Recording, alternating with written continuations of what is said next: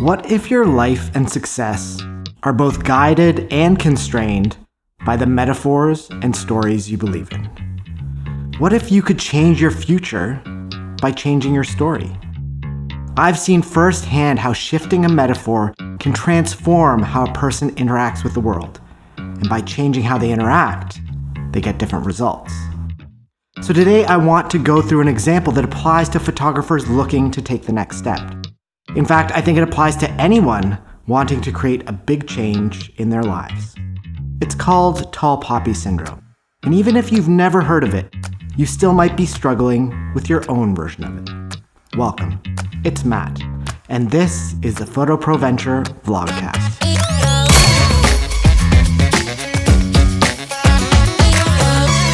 Have you heard of tall poppy syndrome? I hadn't until I lived down in Australia, and I'm not even sure if I ever fully understood it. It came up again recently when New Zealand photographer Yeoward posted about it on his Instagram. I know it has something to do with how society perceives and treats people who have big goals and achieve success, which sounds pretty universal to me. But I thought instead of me trying to explain what that is, it's going to be better to go right to the source. Here's Jared explaining what tall poppy syndrome is. Tall poppy syndrome is a term that we've labelled here in New Zealand and Australia, and it's basically this. When I see somebody do very well, that is doing better than me, that's standing out above the rest, then I want to cut them down. I want to make them feel how I'm feeling, which I'm jealous, I'm sad, I'm uncomfortable that you're doing better than me, and it's unfair. And it's basically what a farmer would do, is that they would see a poppy stand out above the rest, grow so much bigger than the rest of the poppies, it will cut it down, because from the outside in, it just didn't look right. I've been on both sides. I've been the cutter, and I've also been the one that's been cut as well. And the cutter is always in a position where it's jealousy. I don't like what you're doing. I can't celebrate you because I really can't get past myself. And I want you to feel how I'm feeling. So I'm going to pull you down to my level of consciousness, basically. And the one that's been cut is where I may share a goal, I might share about what I'm doing, or I've done very well, I've been celebrated by other people, and I'm not going to give you the gratitude or the celebration that you deserve. So tall poppy syndrome is, I will cut you down if you stand up above me. So let's break down this tall poppy metaphor. First, let's look at the history of where it came from. It's based on an ancient Greek story about a tyrant offering advice to another ruler in the form of a metaphor. He suggests that when walking through a field of wheat, it's best to cut the biggest and best ears of wheat. The implication is that a wise ruler could prevent challenges to their rule by removing those individuals who might challenge their power. Now, I'm going to assume that you're not aiming to be a tyrant, and if you are, perhaps this isn't the vlogcast for you. Let's see if we can replace this ancient metaphor. Instead of looking at the world as a wheat or a poppy field, what happens if you look at it as a field of wildflowers? The natural world isn't a monoculture farm, it's an ecosystem. And if you feel like it, hit pause, close your eyes, unless you're driving, of course, and see what this new perspective brings up for you. If it's not a monoculture, there's no need for uniformity. Flowers can grow at different sizes and different rates, and there's not just one type of flower in this field. If the field is an ecosystem, then diversity is required for its survival.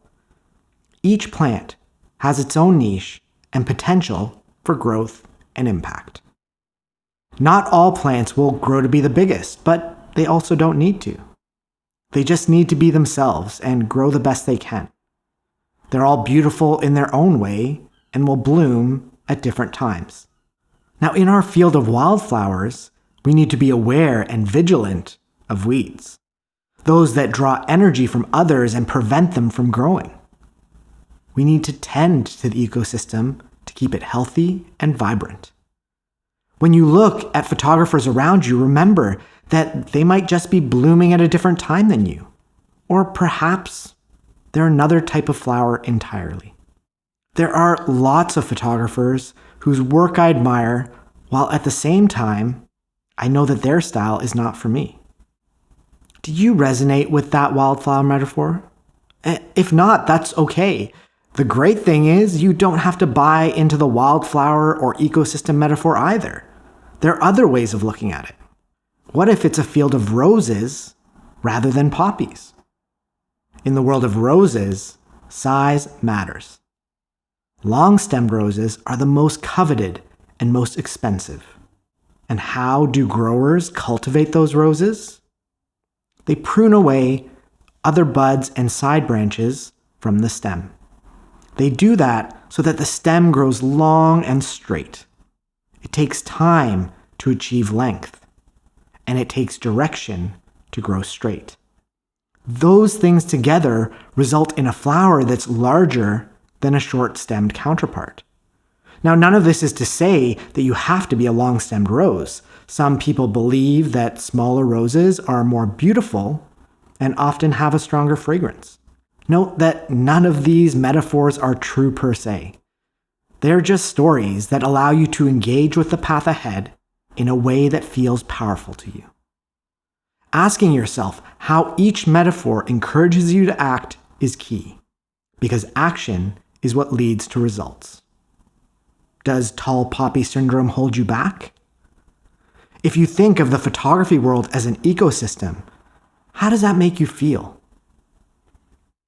If you think of yourself as a rose, what are you willing to do to become the expensive, long-stemmed one? And that's if that's important to you. You're looking for a metaphor that resonates with you and opens the door to growth and progress. Just make sure you don't become a weed or a tyrant. Before getting into actions you can take, let's jump into a listener question. Marianne from Rotterdam in the Netherlands submitted a question over at photoproventure.com/ask, stemming from the episode on problem solving. She asks, how can I show clients and potential clients that I have value to add earlier in the creative process? I want to be able to help clients in the planning of shoots and opening up what's possible to create with their budget. Super interesting question. And here's how I'd approach it. My first thought is to understand the perspective of the person I'm talking to. Are they making the decisions, or is it someone above them? What perspective do they bring to the creative process? One of the biggest mistakes I see a lot of photographers make is that they communicate in photographer speak. They use the terminology from the point of view of a photographer. But I'm not talking to a photographer. So knowing where they are coming from can help me frame a conversation in a language that they understand.